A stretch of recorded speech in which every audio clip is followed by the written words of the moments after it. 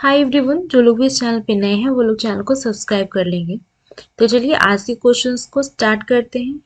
ये क्वेश्चन है SSC MTS 2013 का और चैप्टर जो है वो है वर्क एंड वेजेस। ठीक है।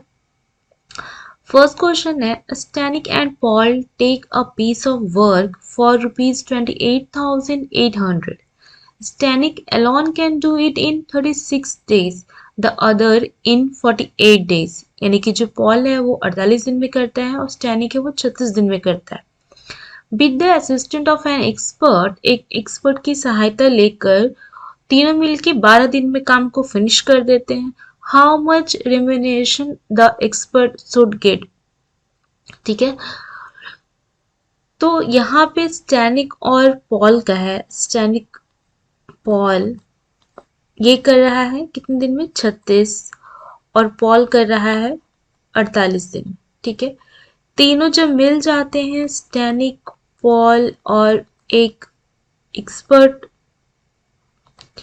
तो तीनों मिलकर कर देते हैं 12 दिन में। तीनों का एलसीएम क्या होगा? तीनों का एलसीएम हो जाएगा 144। तो तीनों का जो पर डे का एफिशिएंसी होगा वो कितना हो जाएगा? 144 को 36 से डिवाइड करेंगे, आ जाएगा 4। 48 को करेंगे उसी तरह से, 48 से करेंगे तो आ जाएगा 3 और 12 से करेंगे आ जाएगा 12। यानी कि इन तीनों की एफिशिएंसी मिलाकर है 12, एस की अकेले है 4 और पी के अकेले है 3। तो ये 4 और 3 7 हो गया और यहाँ पे 12 है। यानी कि जो एक्सपर्ट का एफिशिएंसी है वो कितना है? 5 है। ठीक है। 4 3 7 हो गया इन दोनों का। इन दोनों को जब पूरे में माइनस कर देंगे तो ये निकल जाएगा। दोनों को हमने ऐड किया 4 3 7 और 12 में माइनस कर दिया, कितना आ गया? 5। ठीक है। तो टोटल जो पैसा मिल रहा है वो मिल रहा है 28,800। ये टोटल मनी है, यानी कि ये जितना यूनिट वर्क होगा उन सभी का है। और इसमें से पूछ रहा है जो एक्सपर्ट का पार्ट है उसे एक्सपर्ट को कितना मिलेगा। तो एक्सपर्ट यहाँ पे जो इफिशियंसी है इसकी कितनी है? 5 है। तो हम पूरे 12 में से इसको डिवाइड कर देंगे तो एक पार्ट आ जाएगा, 5 से मल्टीप्लाई कर देंगे तो 5 यूनिट का आ जाएगा। तो इसे हम लोग डिवाइड कर देते हैं।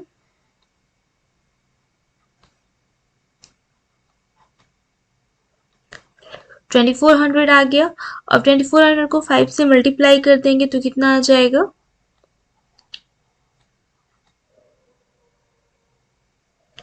12,000।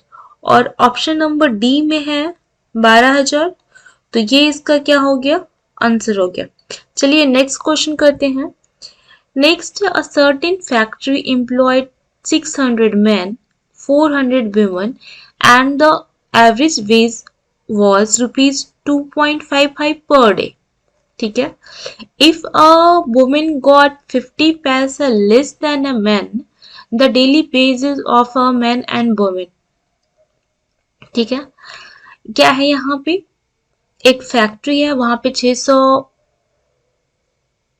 पुरुष हैं और 400 महिलाएं हैं। ठीक है।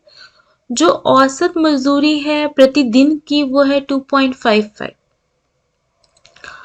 यदि एक महिला को पुरुष की तुलना में 50 पैसे कम मिलते हैं तो पुरुष और महिला की दैनिक मजदूरी क्या थी, हमें ये निकालना है। ठीक है। 600 पुरुष हैं। हम मान लेते हैं जो पुरुषों को दिया जा रहा है, एक मेल को जो दिया जा रहा है वेज, वो है एक्स। ठीक है। Daily wages of a man ये मान लेते हैं एक्स। तो यदि 600 लोग हैं तो एक दिन में कितना मिलेगा? 600 एक्स मिलेगा। अब यहाँ पे जो लाइन है कि जो महिलाएं हैं उनको 50 पैसा कम दिया जा रहा है, यानी कि जो पुरुष का एक्स है उससे 50 पैसा कम है, यानी कि 1 रुपए का आधा कम है। ये दिया जा रहा है महिलाओं को और महिलाओं की संख्या है 400, यानी कि टोटल जो दिया जाएगा वो इतना दिया जाएगा। ठीक है। तो हमने यहाँ पे निकाल लिया टोटल। अब यहाँ पे देखिए क्या है, 2.55 एवरेज है 2.55, यानी कि एक पर्सन का एक डे का आ जाएगा। तो यदि हम इसको टोटल से मल्टीप्लाई कर दें, यानी कि 6 4 10, यानी कि टोटल 1000, तो क्या ये टोटल निकल जाएगा।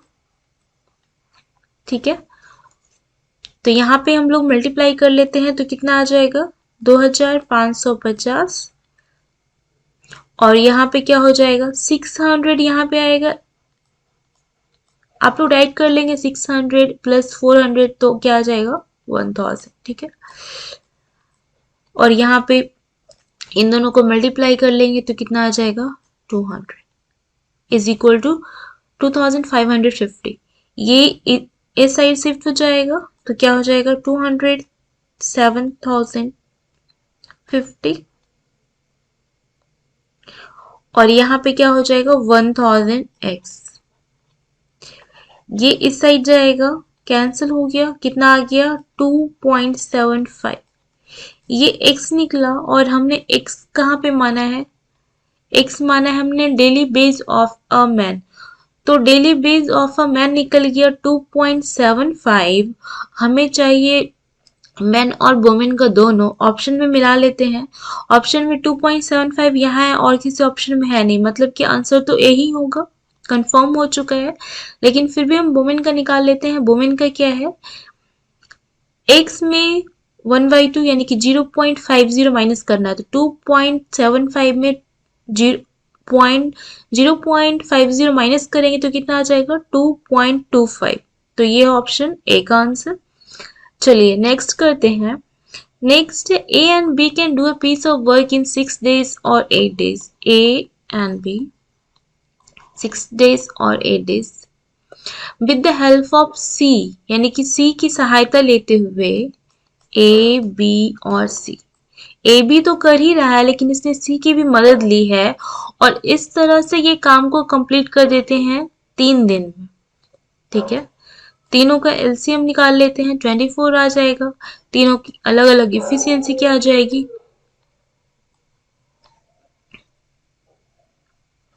ठीक है।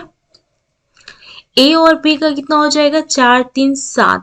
यदि ए बी का 7 है और ये टोटल 8 है तो सी का कितना हो जाएगा 1। ठीक है, सी का पार्ट क्या आ रहा है 1 यूनिट।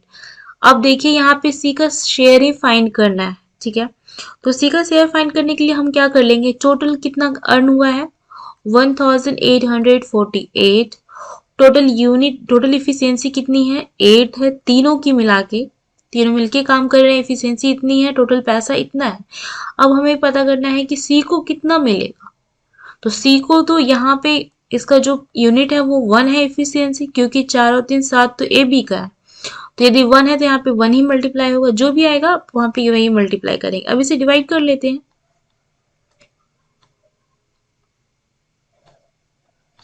आगे 231, तो 231 रुपीज क्या हो जाएगा, शेयर हो जाएगा किसका, सी का। ऑप्शन बी में है 231, तो ये इसका आंसर हो गया। ये आज का लास्ट क्वेश्चन था। आज 3 ही क्वेश्चन से। आई होप आप लोगों को आज का सेशन पसंद आया हो और अच्छे से समझ में आया हो। किसी को कोई डाउट रहता है तो कमेंट सेक्शन में डालिएगा, और हो सके तो ज़्यादा से ज़्यादा लोगों के साथ शेयर कीजिए ताकि मैं एक्स्ट्रा क्वेश्चंस लेके आ सकूं। तो चलिए मिलते हैं नेक्स्ट डे नेक्स्ट क्वेश्चंस के साथ। और ये सारे ही क्वेश्चन बिना फॉर्मूला के करवाए जा रहे हैं शॉर्टकट में, एंड आगे भी बिना फॉर्मूला के ही सारे टॉपिक्स को करवाया जाएगा। एंड जिन लोगों को जनरल अवेयरनेस की सीरीज करनी है वो डीआरडीओ वाले में करवाया जा रहा है, आप लोग वहां से कर सकते हैं। जनरल अवेयरनेस के जो क्वेश्चंस होते हैं सारे ही एग्जाम्स में ऑलमोस्ट सेम होते हैं, सिर्फ थोड़ा सा डिफिकल्टी लेवल अलग अलग होता है। किसी एग्जाम में डिफिकल्टी लेवल कम होता है और किसी में ज़्यादा होता है, बाकी क्वेश्चन तो सारे एक ही होते हैं। Thank you.